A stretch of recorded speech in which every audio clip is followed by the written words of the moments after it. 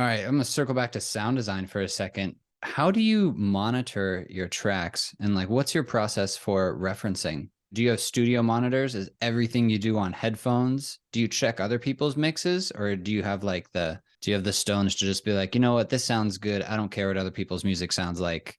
So as far as setup goes, I've had MacBook Pro 2020, 2019 MacBook Pro with a i9 processor, and yeah, it's good.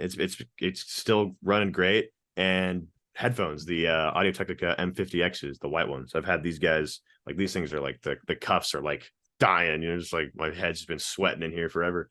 But yeah, I've just laptop and headphones for the whole time until now. Because I got out, I actually was able to buy the Yamaha HS8s purely with TRISEKT money, and I was like, oh shit, that's so cool. Like it's kind of like going back into itself. But okay, yeah, so as far as like referencing and all that shit goes, I like to consider myself a broducer. I kind of like made this word up and I kind of want to start using it more, but like there's producer and there's broducer. You know what I'm saying? I am a certified broducer, and what I mean by that is if it sounds good, I leave it. If it sounds loud enough, I leave it. And like that's naturally where I rest. Like I kind of have a messy style, like a messy creative style. Like when I'm trying to get stuff done in my day, I'm just kind of like, like I'll get it done. Like I'm just gonna do it. Because I don't know, like the lists and shit, like it can kind of help, but for me and my brain is kind of like doing shit. Like, all right. So when it comes to that, I've actually had to like consciously be like, okay, I want to make better music. So I need to like, because that side of just like fuck it, it's good is nice to have for consistent releasing, but for like slow and steady like actual improvement with stuff, it's different. And for the longest time I was only progressing in the production side. So I was getting better at sound design, I was getting better at arrangement, like flow, all that shit, fills and breaks and transitions. And then I just never really thought about like mixing shit. It was always just like I had one thing on the master, like this one master act that I'd made a while ago. I was like, that's always fucking sitting there. It sounds good. I'm just gonna shove everything as a master chain, comes out pretty loud, and fucking release it. You know what I'm saying? That's how it was for the longest time. Until about I feel like I don't know 2022 maybe mid 2022. I was like, okay, I need to take a step back and start like learning the boring stuff. Like, because I love learning like sound design, cool textures, arrangement, how to make the flow better. But I was realizing like my production is like getting really good, but like this shit sounds over compressed as fuck, or like this is like compared to other songs, it's almost like it's distracting. Like the lack of good quality is kind of starting to get to the point where it's like, dude, the idea is so good, but like you need to focus on this shit to get that idea to like that next level, like that professional studio standard or industry standard shit. So then I was like, okay, I need to learn more about like mixing and like all that shit and mastering. So I got the gist of mixing pretty quickly, and I do references, and occasionally, like, so my recent song that I just released, Darkness in Motion, I was like, I put that one on the back burner and I was doing my monthly releases. Like this song, Darkness in Motion, I'm doing the absolute possible best. I'm not getting lazy with any of it. Like this one's gonna be like, this is like my practice song for like high quality. You know what I mean? And that's kind of like what I did. It came out amazing. It sounds so good. That was the song that I realized the reverb return track trick, and I was like, holy shit. Because I was making those pluck basses, and the pluck basses are like really short, but with the reverb, it like, because if you take off all the return tracks and you just listen to the song, it sounds like shit. Like it's actually like kind of distorting a little bit, and it sounds like overcompressed and ass. Like and the high end sounds really fucking gross and choppy. Turn on the reverb tracks, it's like that perfect subtle touch, and the reverb can like actually get rid of like some of the audible distortion like completely. I was like, holy shit. So like little things like that. But back to the original shit. Yeah, so basically for my mixes, I have, I got my drum group, I got my bass and synth group, vocals group, and then I have like instruments group, and then I have effects, and like I kind of do it that way. And then I group that, and then I do a lot of like clipping and shit. Like pretty much now my process is FabFilter Pro L2 on the master chain.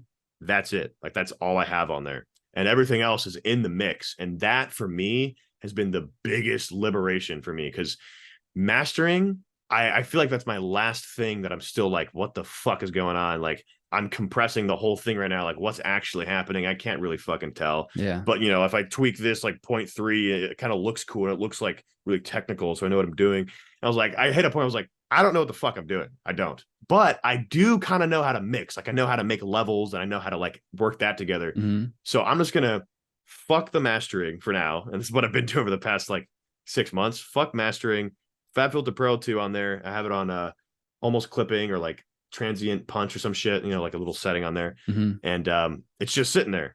Totally default. And then I also have like the utility on with bass mono too. That's it. Mm. And that's it on my master. And then everything is just in the mix. And doing it that way lets me like chop up the feeling of like, fuck, dude, I'm compressing the whole song. Now it's just like, okay, I'm compressing this sound and I actually like can tell what's happening. You know what I mean? And like breaking it down that way has been so much nicer for my brain. And it's definitely boosted my quality because I realized the master chain I was using, it kind of made shit like over compressed.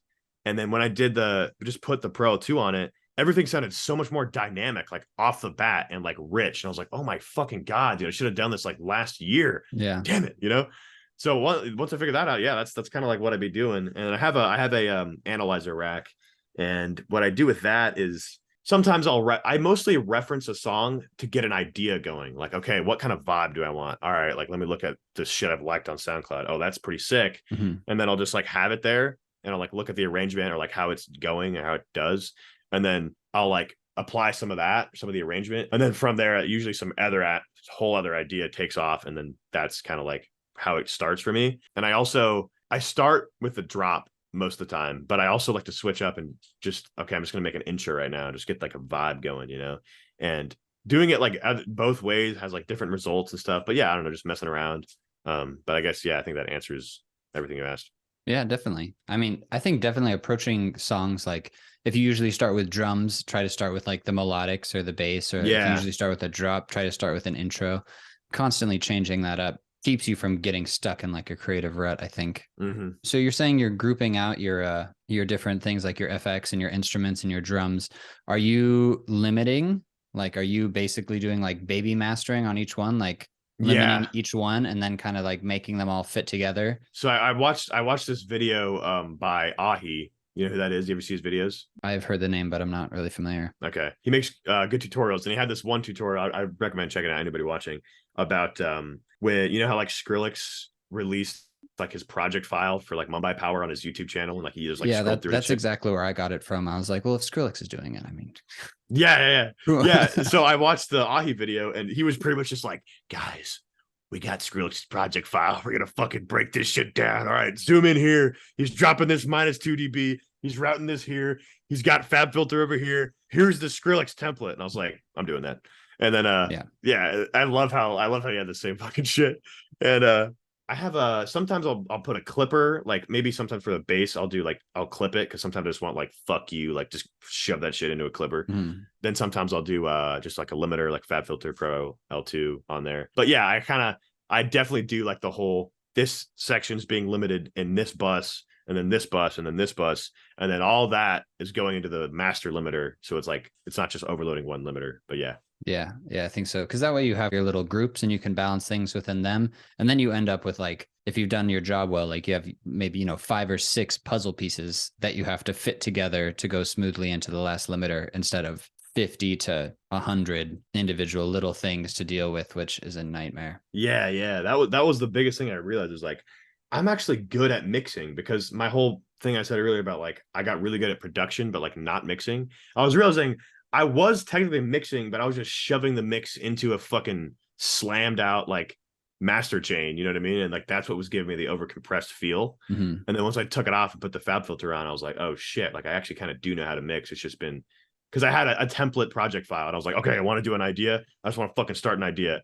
Template, that master chain's always there. And I kind of never really thought about it because I hit a point where I was like, I don't even touch this master chain. I just export that shit when it's done and hope it sounds good. And now I've kind of started like pinpointing what I need, and like when I reference a song too, I don't know if I mentioned this, but I'll look at like the sub and shit and like see where their kick's hitting a lot, because with headphones like I don't get any like very good readback on it. So I look at the spectrum on that and I'll see like where they're hitting with their kick, their bass. Are they tuning their drums? Some people are like, tune your drums, some people are like, don't, whatever, all this shit. Yeah. But I try and kind of have like a half producer approach, half producer approach. You know what I'm saying? I feel like it's good to have both and know when to activate one and when to like tell the other one to shut up. You know what I mean? when to dig a little bit deeper and put some of that extra work in, when to be like, just stop, it's fine, Yeah. leave it. Right. Yeah. So through all of this, you've managed to create what I think is like a pretty solid signature sound. Like when I hear a song on my release radar or something, I'm like, oh, this is a TRISEKT song. Like clearly, I think the sound, That's like cool. your the pluckiness of it, like it's distinct. Like was it intentional branding, or is it just taste? I think it's honestly just taste, man, because it's cool that you say that, because I would hope that I have like a signature sound. I've let the kind of the producer take up, because I've been thinking like, shit, dude, like, do I need to make another artist account to like make a different vibe music? Because like TRISEKT has its own thing, and I have to like funnel this signature sound, like it has to meet the signature sound. And if it doesn't, so I was like, damn, I got to make another artist account. I was like, nah. I do have another artist account. If you want to check it out, it's just Alex the Greek. It's like different type of music. Totally, it's like a totally different type of music though. It's more like wave and like chill, like lo-fi shit. Just like I don't know. But so like I'm not gonna put lo-fi on TRISEKT. You know what I'm saying? Of course. But it's cool that you say I have a signature sound, because I don't really go for it. But like you're saying, if it sounds plucky, I love plucks. I love very intentional sounds, and like I love kind of keeping my drops pretty minimal. Like this is what's happening. Like this is what's happening. It's not over layered. There's not too much going on. It's usually just like, here's the drop. These are the rhythms I want you to focus on as the listener, and I want you to like really feel them. And I don't like to clutter with too much like high end, super big like leads on top of it or anything. I like to be like, here's what it is, and each sound is like nice and sizzly and like well thought out.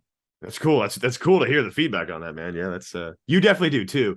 I would say something with your drums is very signature. Really? Something with like the way your kicks hit, and like your drums. Yeah, that your percussion. It's I always think my like, kicks are shit. I'm still trying to figure out kick drums.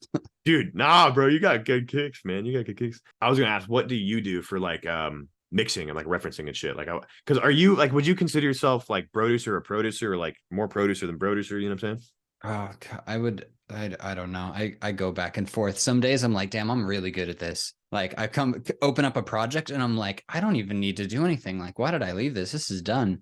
And then sometimes I'm like, I really like this idea and I have no idea why nothing is working. Like the bass sounds like shit. The drums sound terrible. And like, Hate days like that, man. they're just projects where I'm like, man, this is a really good project and I don't know how to make it better.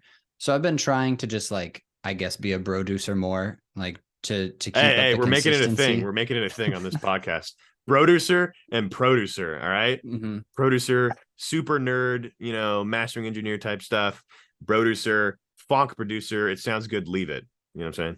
Yeah, the Chad producer versus the Virgin producer. Yeah. Yes. It's a thing now. I basically do something similar to you. Like I bust my stuff. I'll have like the kick and the clap or kick and snare together, typically if they're layered, just so I can like get the levels like consistent. And then I'll usually have like hats and percussion, the bass, and then maybe, depending on how intricate the intro and stuff is, usually if things happen together and I think that there's going to be a lot of overlap and like competing frequencies, I'll put those together and kind of sort them out. And then yeah, stick it Okay. all and master it at the end. Yeah, okay, yeah, mastering. So I'm personally hitting the point where it's like, okay, I've been doing the fab filter thing for a while and it works, but like now I'm like kind of like taking the peek into mastering again of like, okay, here I come again. The rabbit hole of fucking figuring out how to master shit. I think if you're good enough at mixing, then mastering is like becomes less and less essential. Okay.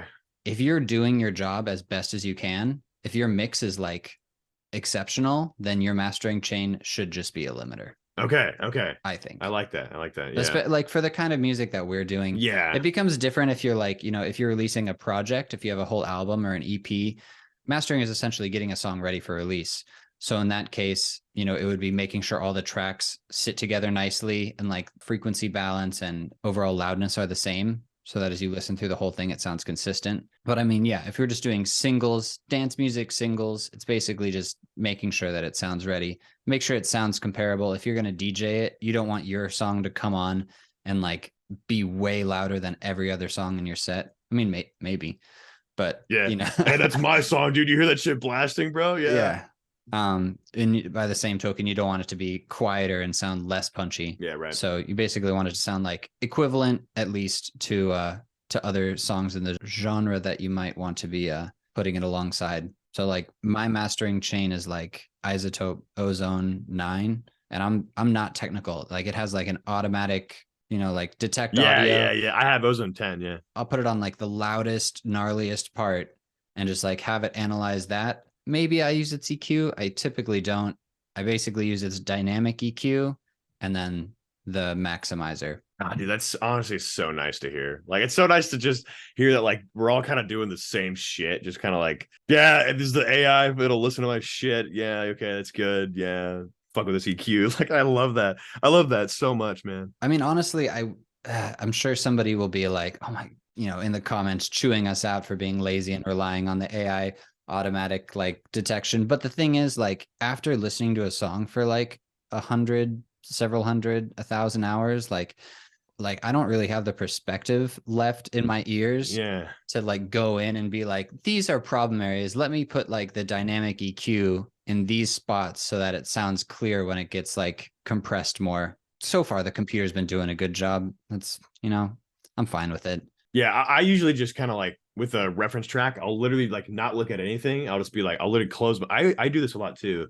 I would like recommend every producer kind of trying it out. Like when you're producing and you like make a decision and you like want to play it back, like I don't know, for like a 5 second length or 10 second length. I always like look away from like from Ableton. I'm just kind of like, you know what I mean? Like actually like feeling the vibe of it instead of like looking at all the grid points and all this shit. I'm just kind of like, okay, and I'll do that when I'm like mastering or mixing or whatever. I'll just listen to a reference track, no analyzers, just like the feeling of it, because that's what listeners are getting. You know what I mean? Like what is the feeling and punch and everything compared to the reference track, because there are subtle nuances, because you can get the same loudness, but like miss all this shit over here. You can get the same loudness, same dynamics, but there's like the subtle nuances of like maybe like the return track trick that like this track has, but you don't, but like it doesn't really equate to any loudness or dynamics. It's just like a textural nuanced decision kind of thing that plays more of a role with the feel than the actual like dynamics or whatever, all that technical mastering shit. So I do that a lot with reference tracks. Like, okay, what is the nuanced feeling? Does it feel present? Gold Geisha, you know who Gold Geisha is? I do, yeah. I think that's how you say it, Gold Geisha. Is it? You're from Japan, Is that gold? I think it'd be Gold Geisha. Okay, Gold Geisha. There you go. That makes more sense. I knew I was messing that up. Gold Geisha. I love his shit, dude. I always reference his shit. It's so good. It's so like he's got that reverb return trick to a T. And something about his stuff has like it's got like a sparkle to it. Like it's hard to put into words. It's not dynamics. It's not loudness. It's not anything that you can kind of like turn a knob to like make it louder or adjust or EQ. It's just like there's like a quality to it. It just has a taste, and that's what I've realized means a lot to me, is like getting that like the feeling of it. You know what I mean? What you're saying is basically like training your ears. Mm-hmm. Because I mean, I think looking away from the project or just being like just exporting the project and listening That back helps to too, it yeah. as like an audio file, you like pick up all of these things that you didn't notice because you're so distracted looking at all the things. Right. Like it can sound totally different when you're not listening to it. But then, yeah, like comparing tracks, you can have your matching EQ, where you're like, oh, my subs are at the same level and my highs are at the same level. And you could have the same exact thing, but you listen to the two tracks and one has something that the other doesn't. Yeah. And that's when it comes down, like all the computer monitoring software isn't going to help you. You got to like use your ears and you're like, this is what's going on. This is why it sounds better. Yeah. Yeah. And that's why I really love like electronic music production, is like the level of detail that goes into it is just so, I don't know, like I don't know about you, but like when I open Ableton and like really get into it, like I have a good session, I totally lose track of time. Like 4 hours, I'm just like, oh shit, it's been 4 It hours. just like blips by. Yeah, because there's just so many like nuanced decisions you're making, and it's like some of them become like, if you hear like the known unknowns, the known knowns, and then the unknown knowns or whatever it is, you ever hear those? No, explain it. Like you can know that you don't know something, you can not know that you don't know something, and then you can not know that you know something. So like with production, like I'm trying to think of a good example. I don't know, like the training your ears, like you might have some weird, trained to ear thing that gets that like nice sparkle to it, but you might not even know that you're doing it. And like somebody else could be like, what the fuck is that? But you don't even know that you know that. You know what I mean? Yeah. But then there's also like, you don't know what you don't know either. I don't know. That's the kind of like the known unknowns thing. I find that kind of interesting. Yeah. It's basically doing something without realizing that you're doing it. Yeah. It's like when it becomes automatic, you know, like when I hit the key commands on Ableton, I'm like, yeah, whatever, you know. The more that you can like bring music production decisions into that world of like subconscious, like this is just how I operate now, the more like your computer literally becomes like an instrument that you play, kind of, you know what I'm saying? Yeah. Because it's like this is my nerd device that is getting this shit onto there so it can go out here, you know? Yeah. And I love that concept. Like I need to take this and put it in here so it makes sense and then I can release it, you know?